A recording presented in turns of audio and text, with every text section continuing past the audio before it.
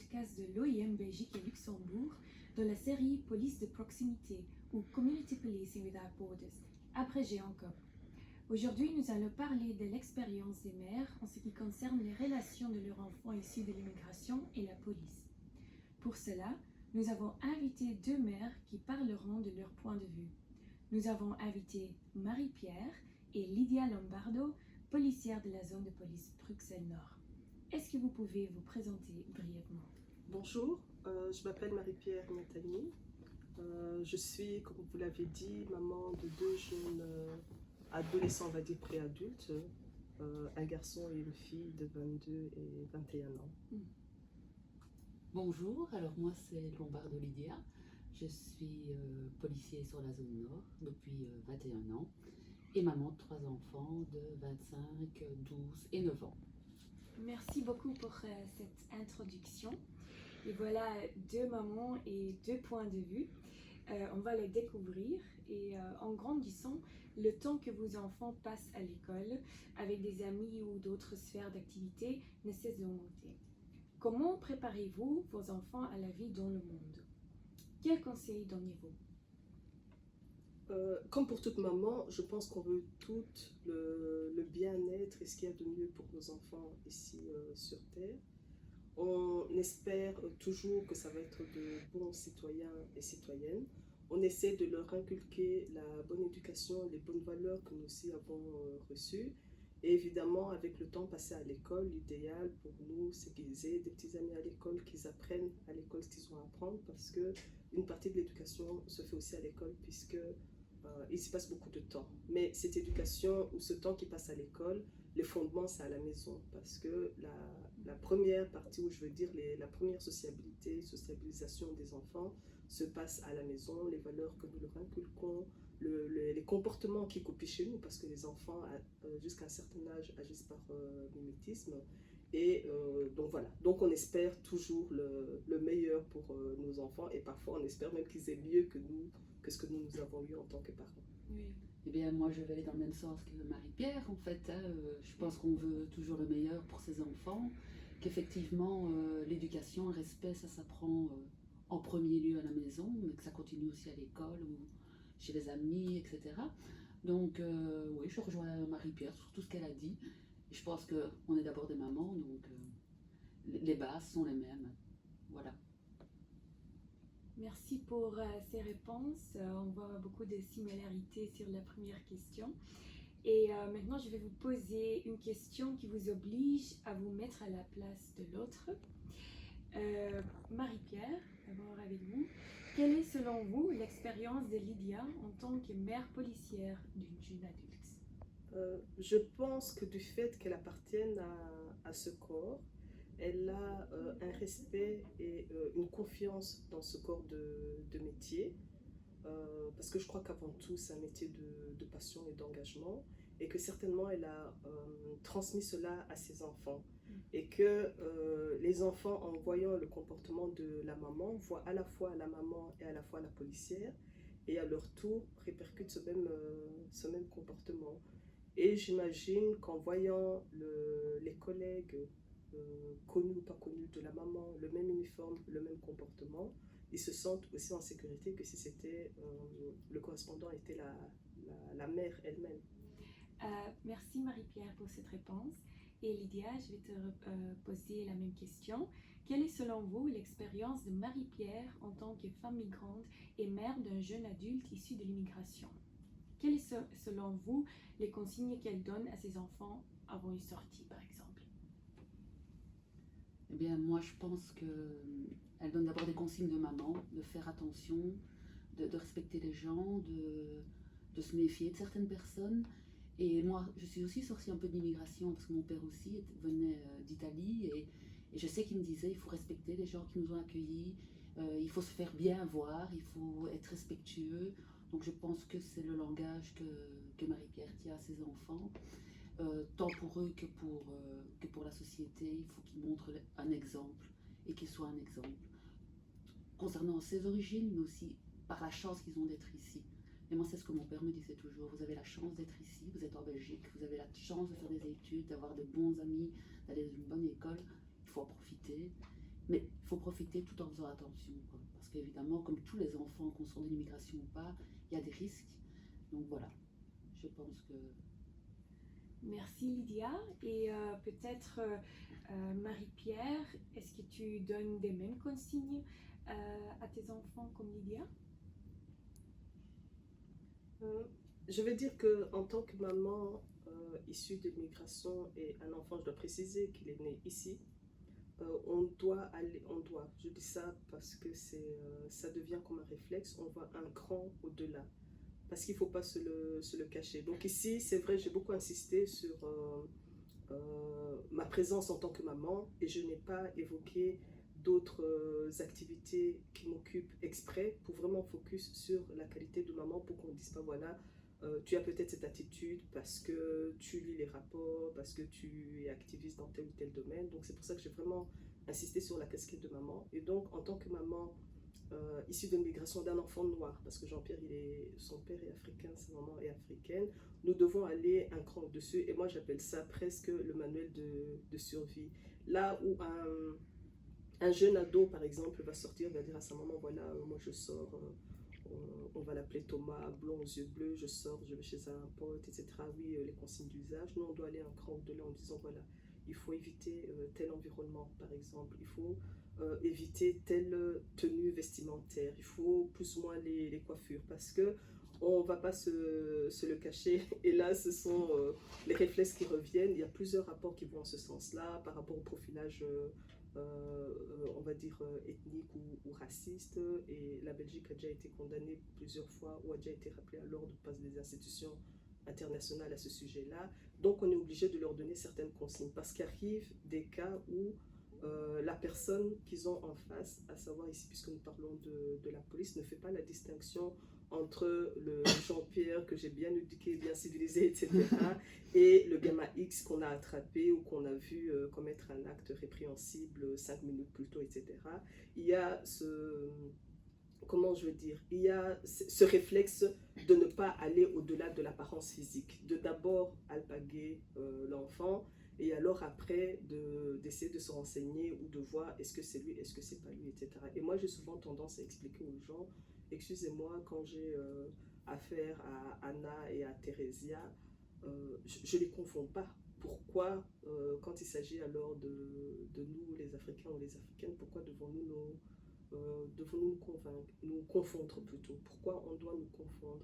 Et donc, on va au-delà des consignes classiques des mamans, parce qu'on lui dit de faire attention à sa tenue. Il y a certains outfits qui sont à la mode pour les jeunes, etc. Ils aimeraient bien les porter, ils aimeraient bien se balader avec ça, mais comme c'est classé, c'est connoté, alors on leur dit, ah non, écoute, essaie de faire attention, change peut-être de couleur.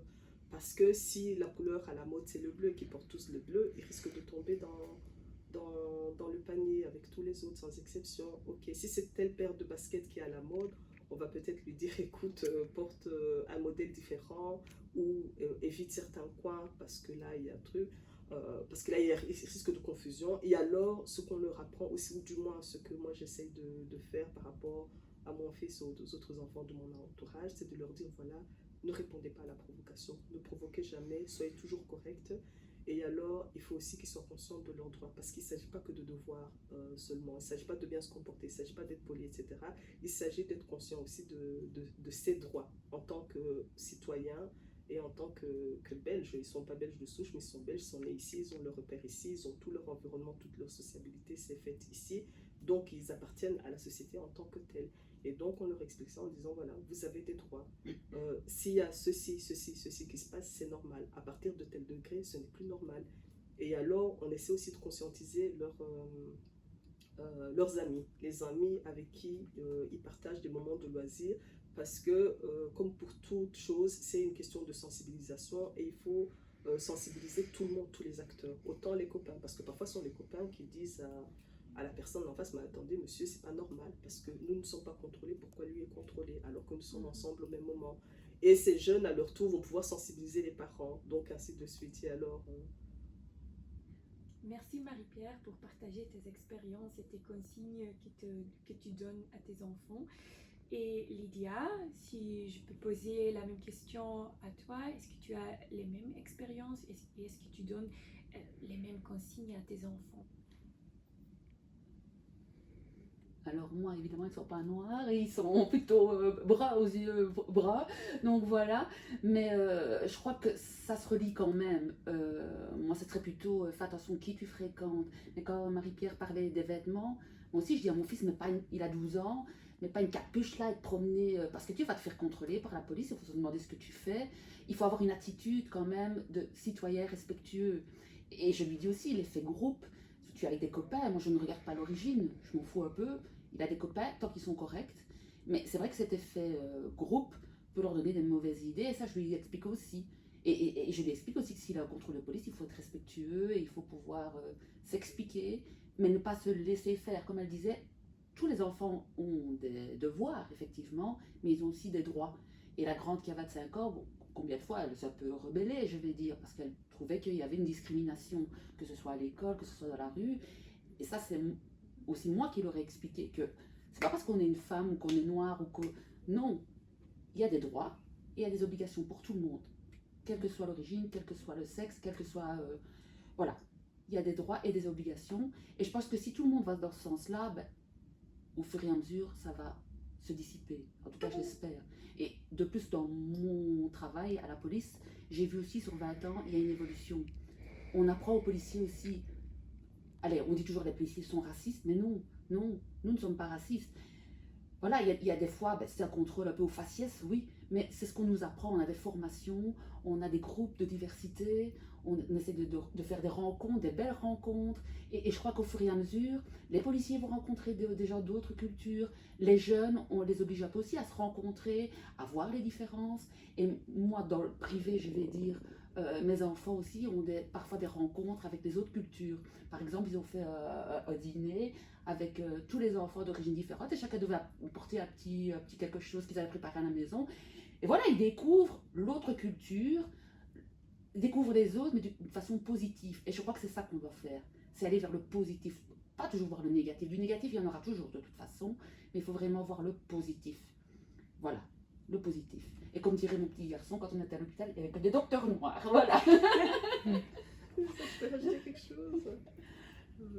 Voilà, absolument. Je voudrais vraiment rebondir sur ce que Lydia a dit. C'est la connaissance de l'autre, en fait. Parce que on a toujours peur de ce qu'on ne connaît pas, de ce qu'on n'a jamais eu à appréhender de façon, je veux dire, assez proche. Donc, c'est vraiment la connaissance de l'autre qui va faire tomber toute cette barrière.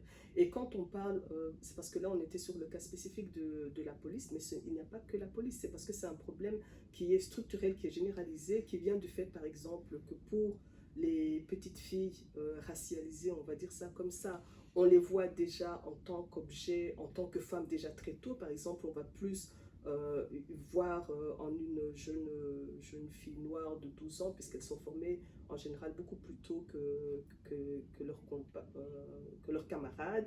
Et on va déjà y accoler un objet sexuel, vraiment la tigresse, etc. Et par rapport aux jeunes enfants masculins racialisés, eux, d'office, on ne voit pas un enfant, quand on les voit en face, on s'imagine que c'est déjà un danger. Donc il y a déjà la lumière rouge qui s'allume, etc. Ce qui fait qu'on n'a pas un comportement qu'on aurait face à un petit gamin aux yeux bleus. Donc c'est vraiment un problème généralisé. Et c'est ça que j'ai aimé quand Lydia disait, voilà, voilà, il faut que chacun se respecte et surtout cette connaissance. Et c'est quand on partage tout, qu'on est ouvert à la culture de l'autre, qu'on apprend à connaître l'autre, que finalement toutes ces barrières-là vont tomber. Donc j'ai beaucoup aimé ça. Très bien, merci pour vos réponses. Et peut-être Marie-Pierre, est-ce que vos enfants ils rêvent de devenir policiers?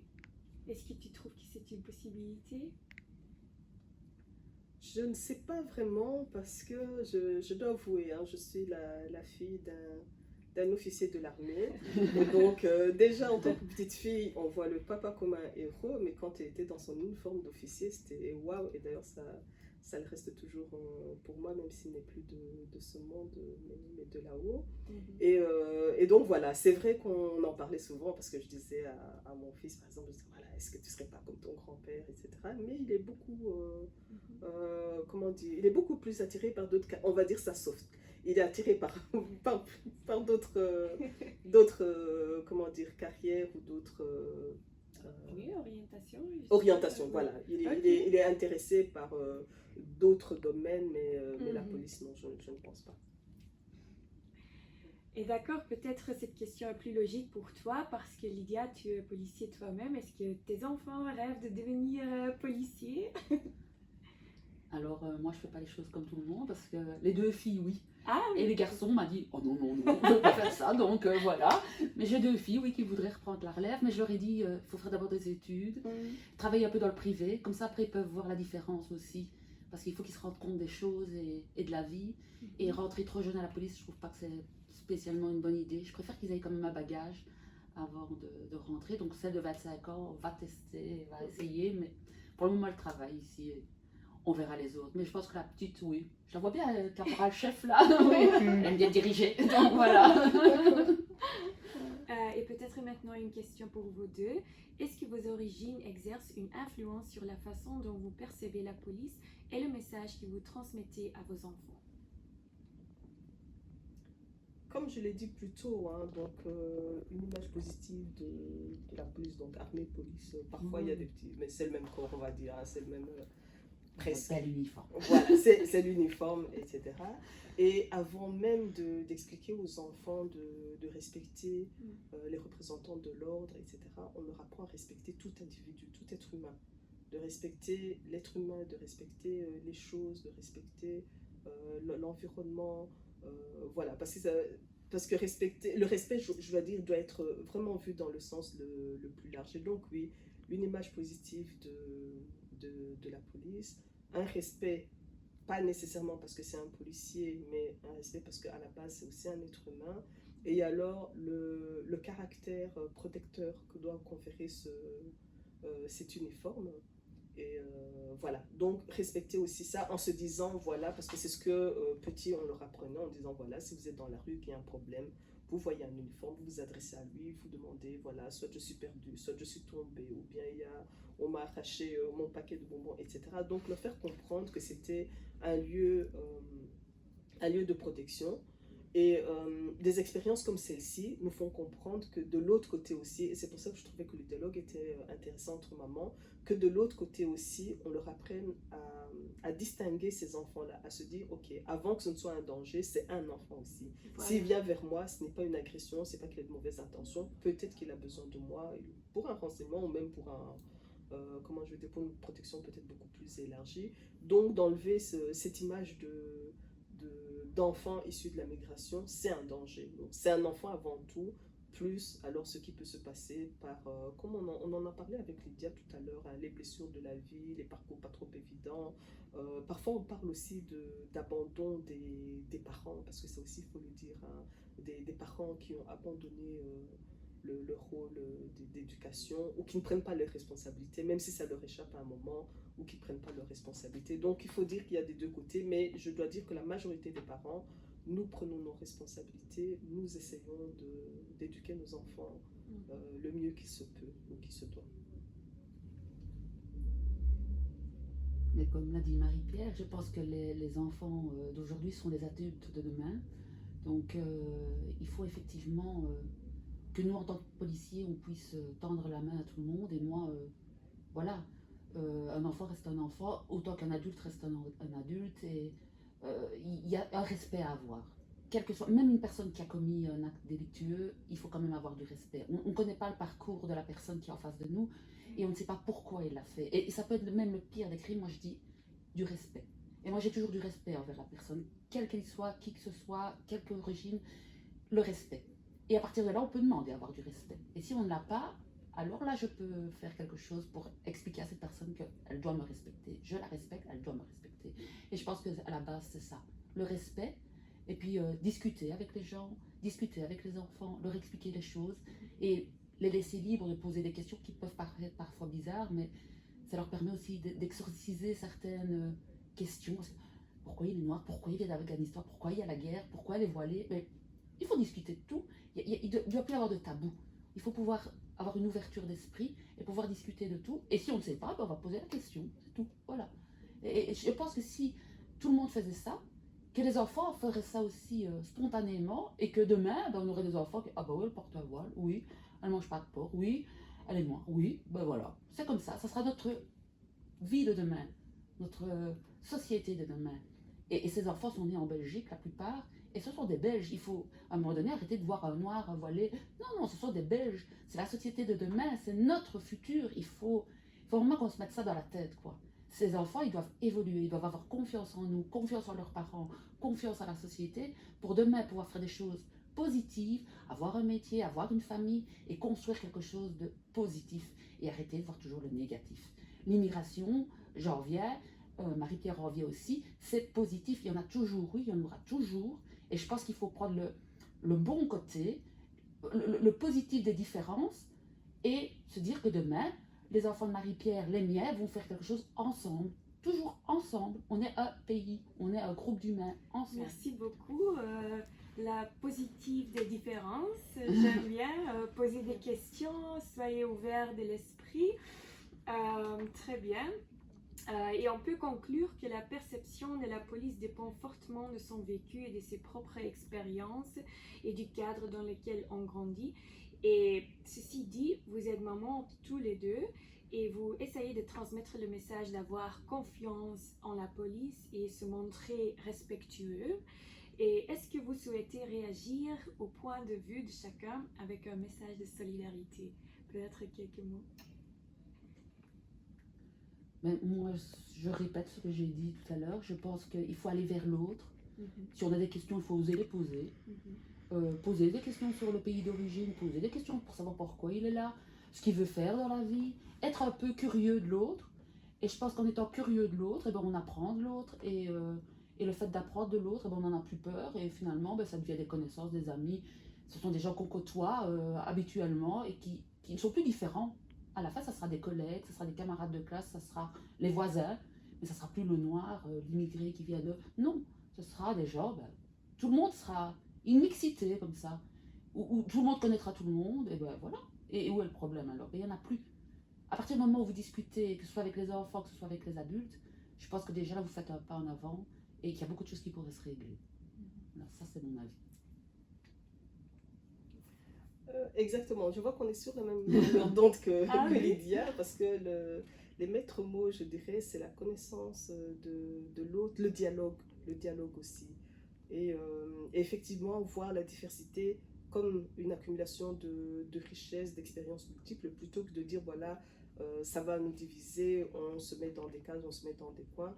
Essayer de considérer, c'est ce que j'essaie aussi d'expliquer aux jeunes qui sont issus de la migration, de leur dire que leurs appartenances multiples sont une richesse plutôt qu'un handicap ou on va dire un point négatif, ou choisir entre telle appartenance ou telle culture en se disant voilà, est-ce que je suis belge, est-ce que je suis africain? Non, vous êtes tous cela à la fois et c'est tout cela qui constitue la richesse. Et comme Lydia l'a dit, on va dans une société de plus en plus diversifiée, de plus en plus multiculturelle, donc il faut que chacun ait sa place dans cette société, puisque nous ne parlons même plus de migration, nous parlons de jeunes qui sont issus de la migration. Parfois il s'agit de deuxième, troisième, quatrième génération, donc on ne devrait même plus faire appel à leurs origines, si ce n'est que pour comprendre que leurs racines sont venues d'ailleurs, sont implantées d'ailleurs, et que ça constitue une richesse au bout du compte, quoi, cette expérience multiple, je dirais. Voilà, donc on est sur la même longueur d'onde, connaissance de l'autre, respect, enrichissement mutuel, ne pas hésiter à poser des questions, parce que nous sommes dans la bienveillance, c'est tout à fait naturel. S'il y a une chose qu'on ne sait pas, ou un savoir qu'on veut acquérir, on pose des questions. On pose des questions en chimie, en physique, pourquoi ne pas poser des questions sur les cultures? Voilà, donc voilà, message positif à 100%, positivité à 100%. La diversité comme une richesse. Merci Marie-Pierre. Et peut-être à Lydia, de part de votre rôle de policière, quels conseils donnerez-vous aux parents pour que les relations jeunes-police se passent bien? Eh bien, je leur dirais simplement que s'ils ont des questions, ou s'ils veulent nous rencontrer, on est là. Ben, moi, en tout cas, je suis là. Et on fait déjà ça sur notre zone, par exemple. On a des journées où les policiers vont à la rencontre des jeunes. C'était d'abord en primaire, maintenant ils font même ça en maternelle. Et les enfants sont très intéressés et on leur explique que policier, oui, c'est là pour faire le gros doigt, comme maman et papa, mais c'est aussi là pour les aider et que s'ils ont un problème, on est là. Et on espère que, vu leur connaissance déjà petits et qu'ils nous rencontrent, qu'à long terme, ces enfants, quand ils nous croiront ou quand ils auront une question, ils viendront vers nous plus facilement et qu'ils ne verront plus la police comme quelque chose à affronter, mais quelqu'un qui peut les aider, comme un parent. On est là pour gronder, mais on est là aussi pour tenir la main. Et qui que ce soit, nous sommes là. Voilà. Et c'est ça que je veux qu'on retienne. C'est que la plupart des policiers maintenant, on est formés, on a une autre mentalité. La diversité fait partie intégrante de notre travail, parce que j'ai des collègues, je commencerai par moi, qui viennent d'horizons différents. Il y a une mixité aussi dans les sexes, il y a beaucoup de femmes. Voilà, on ne doit plus faire de séparation. Les policiers, ce sont des gens comme vous et moi, c'est tout le monde, et nous sommes aussi tous différents, et il faut que les enfants, ce sont tous des Belges, et qu'ils soient nés ici ou pas, on s'en fout, ils sont en Belgique, ce sont des Belges, voilà. Et moi, je veux qu'ils aient confiance en la police, je veux qu'ils aient confiance en leurs professeurs, je veux qu'ils grandissent, qu'ils fassent des belles choses, qu'ils me fassent une belle peinture, ou qu'ils soient médecins, je m'en fous, mais qu'ils fassent des choses positives. Moi, ce que je demande aux jeunes, c'est qu'ils fassent quelque chose de positif. Ce qu'ils aiment, il faut faire les choses qu'on aime, mais dans le positif. Alors, si tu aimes bien faire des graffitis, va à l'école des beaux-arts et fais-moi des beaux graffitis sur des toiles. Comme ça sera positif. Voilà comment il faut voir les choses. Et pas toujours dire non, non. Dans chaque enfant, il y a quelque chose. Et il y a quelque chose de positif. Et il faut tirer ça, justement. Et pas regarder qu'ils viennent de l'immigration noire. On s'en fout. Il faut arriver à ça. On s'en fout. C'est un enfant, ce sont des enfants. Et dans chaque enfant, il y a quelque chose. C'est comme des petites fleurs. Ça va devenir un beau bouquet. Voilà. Dans le cadre de notre projet de l'OIM, Community Policing Without Borders, nous nous focalisons beaucoup sur l'amélioration des relations entre la police et les citoyens, et plus particulièrement avec les jeunes. Et quelles sont, selon vous, des initiatives qui pourraient être développées dans ce sens? Je pense que déjà une initiative comme celle-ci est louable et devrait être répétée, peut-être à plus grande échelle ou pour aborder d'autres thèmes. Donc voilà, c'est déjà une initiative intéressante. Et comme l'a dit Lydia, moi je pense qu'il faudrait des rencontres régulières entre les corps de police et les jeunes pour instaurer un dialogue en fait. Parce qu'on parlait tout à l'heure de connaissance de l'eau, de questions à poser pour pouvoir se connaître les uns les autres. Donc je pense qu'il faudrait des initiatives en ce sens-là. Essayer de voir, parce que dans des entreprises, par exemple, quand on veut renforcer l'esprit d'équipe, on organise des activités de team building. Pourquoi ne pas penser à des activités qui intéressent les jeunes et vice-versa? Donc voilà, donc pour moi c'est vraiment dans ce sens-là que ça devrait aller et en espérant que ça va à ce niveau-ci, parce qu'il y a d'autres niveaux. Ici on est resté dans la positivité, donc on n'a pas abordé les petits points négatifs, parce qu'il y a certains points évidemment à améliorer à d'autres niveaux, à d'autres échelons, mais vraiment à ce niveau, des rencontres assez régulières, des activités intéressantes, mise en place d'un dialogue. Donc là, je crois qu'on est vraiment sur la bonne voie. Alors, tu parles de team building. Justement, sur notre zone, ce qu'ils ont fait dernièrement, c'est une espèce de team building entre des jeunes, justement, de quartiers un peu défavorisés et difficiles, et des policiers. Ils ont été faire du kayak. Voilà. Et je pense que les jeunes qui étaient sur place ont tous participé. Il y a eu quelques petits récalcitrants, comme toujours. Déjà faire du sport, voilà, c'est des ados. Mais je pense que dans l'ensemble, ça s'est bien passé et ça va leur permettre aussi de discuter entre eux et de pouvoir dire, voilà, moi j'étais faire ça avec l'inspecteur, là. Et finalement, il est pas si, voilà, je pense que ça c'est bien. Et je pense que ça doit être, oui, c'est vrai, plus mis en place. Mais je pense que ça évolue et dans d'autres zones, ils le font aussi. Il y a par exemple à Liège, ils font des cours de boxe avec les jeunes. Je veux dire, il y a des choses mises en place. Maintenant, il faudrait vraiment que ça augmente. Voilà. Mais je pense que voilà, ça augmente bien. Moi, je suis optimiste. Merci beaucoup pour vos réponses. Et dans notre projet de l'OIM, Community Policing Without Borders, on fait beaucoup des activités comme ça, comme Lydia a dit, le kayak ou le foot, les activités de sport, les jeux de verbal, le dialogue, etc. C'est quelque chose qu'on voit comme une richesse et le dialogue aide beaucoup pour les policiers de comprendre les jeunes et vice-versa. Et une autre question, quel serait votre souhait pour l'évolution de la société de 2030? Quel serait votre souhait pour l'évolution de la société de 2030? Voilà, comme je disais, 2030 c'est demain, c'est dans moins de 10 ans. Donc c'est d'espérer que ce genre d'initiative, par exemple, se pérennise et porte des fruits. Et je crois que c'est un délai assez raisonnable pour savoir si les initiatives ou les activités mises en place ont des effets positifs. Et puis il faut se dire qu'il y a de nouvelles générations, parce que les gens étaient un peu inquiets dernièrement avec les montées des extrêmes droites, etc. Mais je suis comme Lydia, je suis très positive, je suis très optimiste. Et je me dis que avec toutes ces actions de sensibilisation, avec comment dire, la mixité qui se met en place, parce qu'il ne faut pas se le cacher, il y a une certaine mixité. Il y a des jeunes, je le vois beaucoup parmi les jeunes, qui ne se posent pas de questions quand ils ont, on va dire, leur langage un pote. C'est avant tout, on s'entend bien, et quand on est en sortie, on se comprend, on s'entend, plutôt que quelle est l'origine. Combien de fois, par exemple, on demande, voilà, quelle est l'origine de ton ami? Ah, je ne sais pas, je ne lui ai pas demandé. Donc, ils sont juste ensemble parce qu'ils s'entendent bien.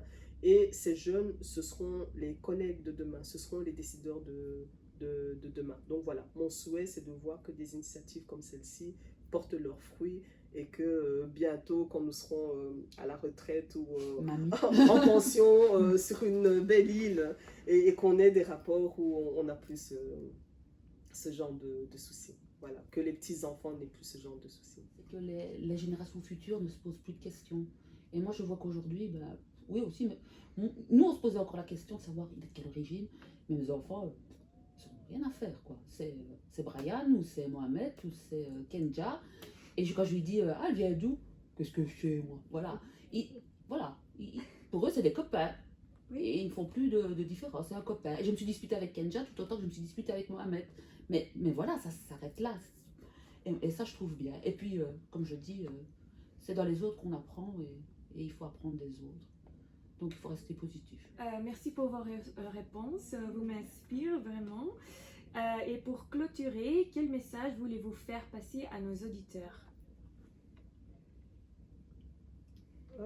Un message d'humanité, tout simplement, de se dire que nous sommes les enfants d'une nation, peu importe les origines, peu importe le milieu social, peu importe le milieu professionnel, en fait. On se voit comme un tout, parce que c'est ce qui fait la richesse de la Belgique. Donc, voilà. Comme dit Marie-Pierre, oui, c'est la richesse de la Belgique, c'est la diversité. On a toujours été... Allez, il y a toujours eu des différences, mais moi je crois qu'il faut se dire que demain, ben, ce sera la Belgique, avec toute sa population, et plus on est de fous, plus on rit. Une belle conclusion. Merci beaucoup à vous deux. Et pour les parents, quels seraient vos derniers mots? Dire aux jeunes, en fait, hein, que vraiment, même si on est sévère à certains moments, c'est juste pour leur bien, et que les principes ou les valeurs qu'on leur inculque aujourd'hui vont leur servir demain. Parfois, ils ne comprennent pas parce qu'ils sont encore trop jeunes, n'ont pas encore assez d'expérience dans la vie. Et parce que le futur, on l'a déjà dit tout à l'heure, le futur, c'est eux. C'est eux qui seront aux commandes d'ici quelques temps. Donc, on aimerait que ce soit des personnes ayant des valeurs qui soient aux commandes d'ici quelques années, et qu'à leur tour, ils puissent transmettre ces belles valeurs à leurs enfants. Bien, la même chose, et parlez à vos enfants, discutez avec vos enfants, faites-leur confiance, même s'ils font des bêtises, là, on a tous été jeunes, mais faites-leur confiance, expliquez-leur les choses, et dites-leur d'aller vers les autres aussi. Il y a de belles choses à découvrir, peut-être parfois de mauvaises choses, mais c'est pas grave, ça leur apprend la vie. Et voilà, j'espère que les parents, en nous écoutant, se diront, ben voilà, Nous sommes différentes, mais nous sommes d'abord maman et belges et fières de l'être. Et il faut rester positif. Et nos jeunes, il faut les élever dans la positivité. Il y a trop de négativisme. Il faut vraiment que ça évolue. Et que nos jeunes, aujourd'hui, deviennent les adultes de demain qui représentent la Belgique, mais dans le bon côté des choses. Que ce soit en médecine, que ce soit sportif, que ce soit dans tous les domaines. Et à la police aussi, d'ailleurs, parce que nous recrutons, voilà. Donc il faut... Et que les jeunes n'aient pas peur de venir vers nous, et les parents non plus. Et si on a des questions, on est toujours ouvert à la discussion. Notre zone de police aussi, donc il ne faut pas hésiter. Il ne faut vraiment pas hésiter à aller vers l'autre. Je crois que c'est ça. Il faut aller vers l'autre, et tout en étant respectueux. C'est ça. Voilà. Merci beaucoup, Marie-Pierre et Lydia. Vous êtes des mamans, des femmes très fortes et inspirantes, je dois dire. Et merci pour votre temps aujourd'hui. C'était une conversation très agréable. Et merci à nos auditeurs pour rester à l'écoute et à la prochaine.